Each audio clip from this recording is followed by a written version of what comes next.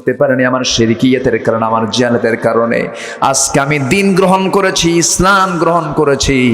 আমার কাছে মনে হয় এত বড় আসামি এই দুনিয়াতে আমার ছাড়া আর কেউ নাই।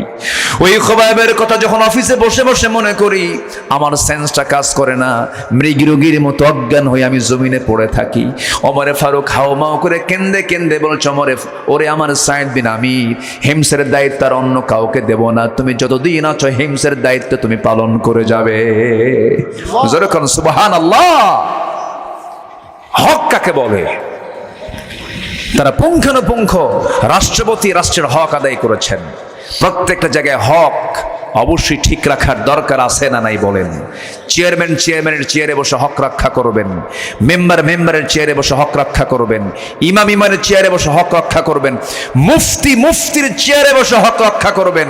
কিছু মুফতি নামের কিছু ফতুয়া সন্ত্রাসী দিনকে বিভক্ত করার জন্য ফতুয়ার সন্ত্রাস ছড়াচ্ছে আমার দেশে, ঠিক কিনা? একামতে দিনের পক্ষের কোনো কথা নেই। আল্লাহর জমিনে দিন কায়েম হোক এই জাতীয় কোনো কথা নেই। সুদ বন্ধ হোক, যাকাত ভিত্তিক অর্থনীতি চালু হোক, এমন জাতীয় এজেন্ডা নাই। শুধু ফতুয়া হলো রাসূল নূর না মাটি, বেতের নামাজ তারাবি নামাজ, ঠিক কিনা? সব জায়গায় হক রক্ষা করার দরকার আছে না নাই? মাহফিলের হক কি?